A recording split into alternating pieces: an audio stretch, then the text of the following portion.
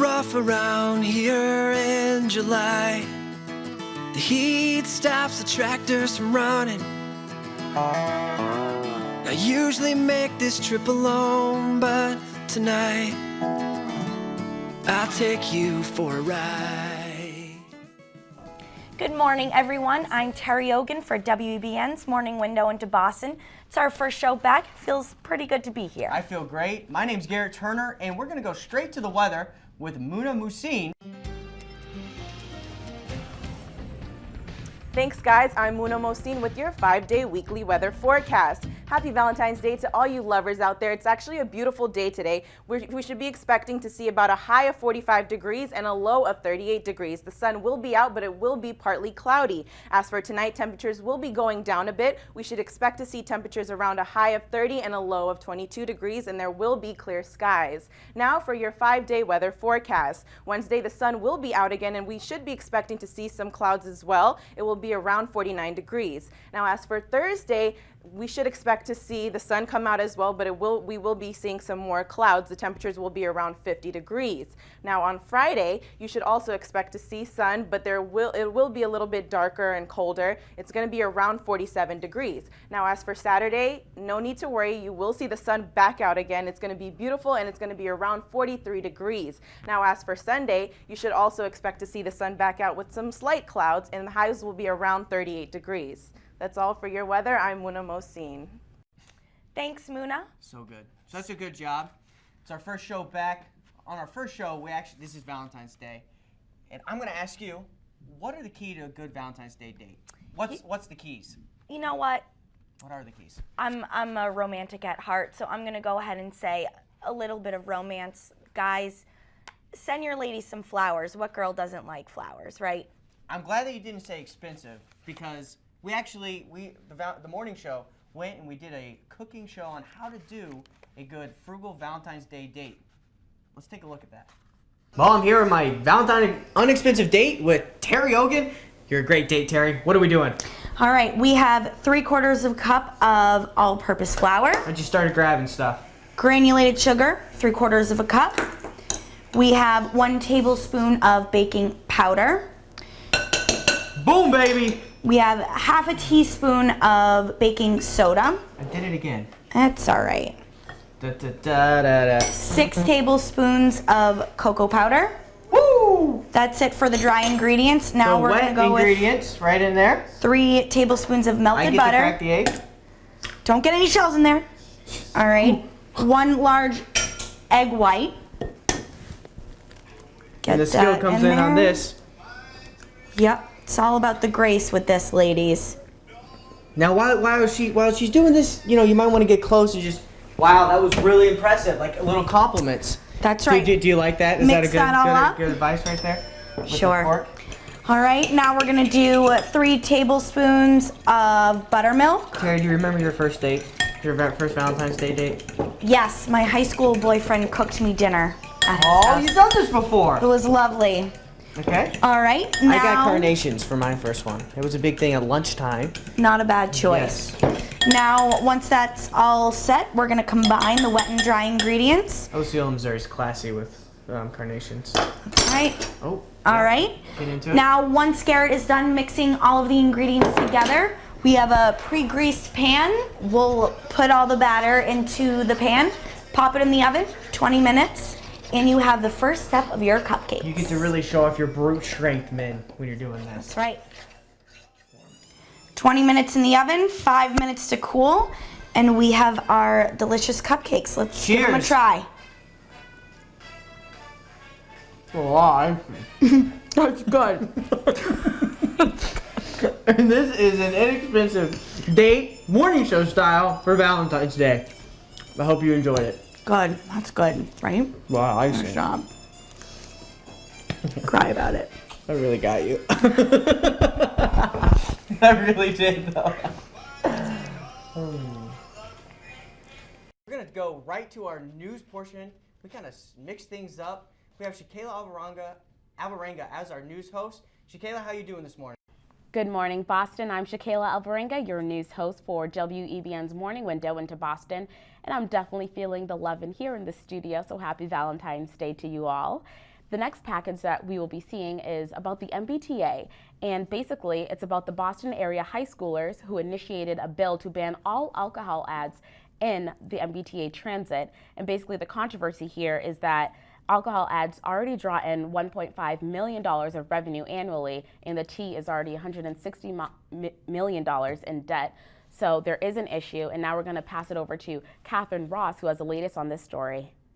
Alcohol advertisements from the transit system. That's $1.5 million of advertising revenue, a figure that has many riders worried. I think it's going to mean a lot of loss in money for them. The MBTA is in dire need of income and revenue, and I can't imagine why they would not want to use this as a means of revenue. But experts say there's no need to panic. Other companies will easily come in to take up the space. In fact, as of right now, there is a 6-month waiting list for station domination campaigns. A single day of advertising can reach 50% of the Metro Boston area. I can't imagine a blank spot on the red line not being taken by another form of advertising. That exposure is exactly why Safe Mass wants to protect young passengers from influential ads. I think it's not a helpful way to frame the discussion by focusing on the revenue loss. And I think we need to do a lot to educate the public about the link between exposure and drinking. The MBTA ban will go into effect July 1st. Safe Mass hopes to extend the ban to state property by the end of that month. In Boston, I'm Catherine Ross for WEBN News. Hey guys, now I'm here with Madeline Smeaton, who produced the Occupy package that you're going to see in a little bit. So tell me a little bit about how that experience was for you. It was a great experience. I didn't really know what was going on with Occupy, didn't know that they were still going on, but they're actually still very active.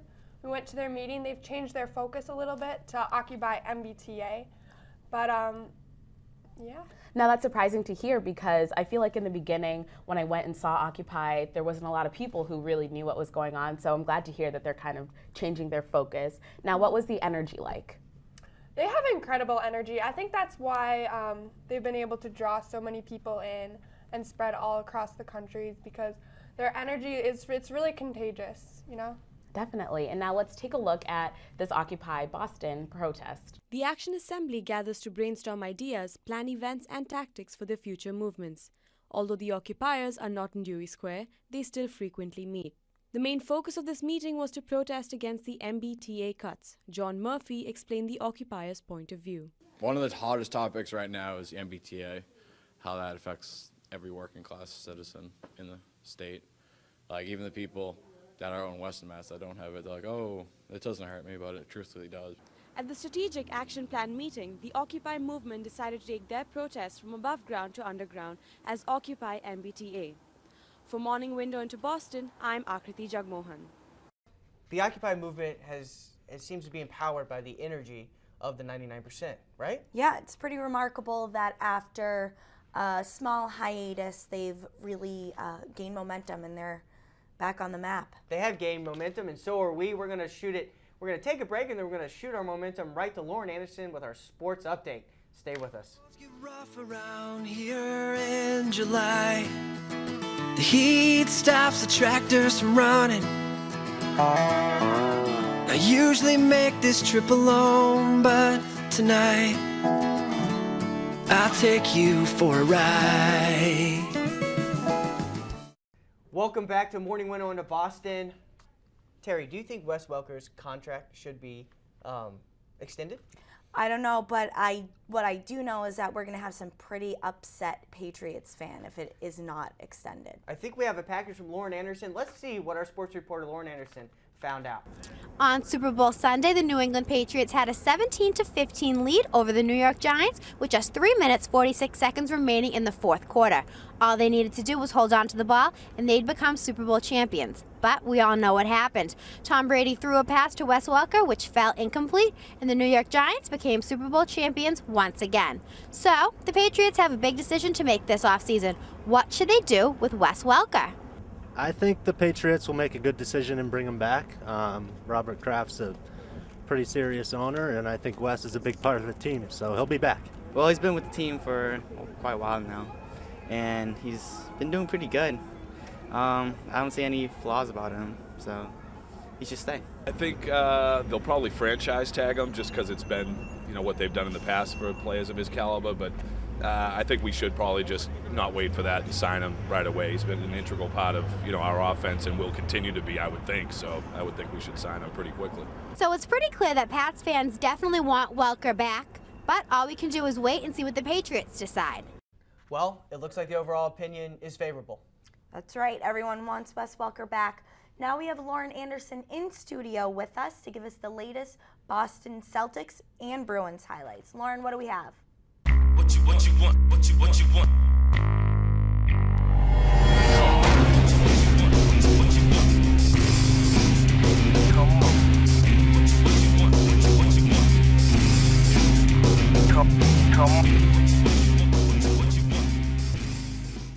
Thanks, guys, and happy Valentine's Day to all you lovebirds out there. I'm Lauren Anderson with your weekly sports update. The Bees have been rolling up and down this season. The team has gone from worst to first. Right now, the Bruins are in second place in the Eastern Conference and first place in their division. The players are not letting up on the throttle. The Bees seem to be in a mid-season skid after losing 3 of their last 5 games, but they ended that when they beat the Nashville Predators in a shootout Saturday. They take on the first-place New York Rangers tonight at Madison Square Garden. And the Boston Celtics are trying to come up for air. The team lost to its West Coast rivals, the Los Angeles Lakers, by just 1 point in overtime. And they lost again to the Toronto Raptors. But the Seas stunned the first-place Chicago Bulls. Derrick Rose sat on the bench with back spasms and watched Celtics point guard Rajon Rondo put up a triple-double. That added to a 95-91 Boston win. The Celtics are playing against the Detroit Pistons tomorrow night at home. That's all we have for sports today. After the break, our lifestyle team's going to tell us about a great Valentine's Day treat. Stay with us. Around these corners, you can see where I've come from. I like the air around here. The window's stuck, I hope it never rolls up, 'cause I just need this wind in my hair. Well, welcome back to WEBN's Morning Window of Boston. To end our show, we're going to give you a little Valentine's Day cheer. Yep, our lifestyle team got a sweet treat with Kick-Ass Cupcakes in Somerville. Let's see what they have. Watch out, chocolates. Cupcakes are the new Valentine's Day craze. Boston's first cupcake shop is in Davis Square. Head baker Melissa King makes thousands of cupcakes for their busiest holiday. It's pretty crazy. We come in at midnight. I usually have about 7 bakers come in. Usually it's only about like 3 or 4 on a daily basis. I do about 80 of each kind of flavor that we do. We do about like 16 to 70 different flavors. So it's a lot. Lots of pink and purple and reds going around.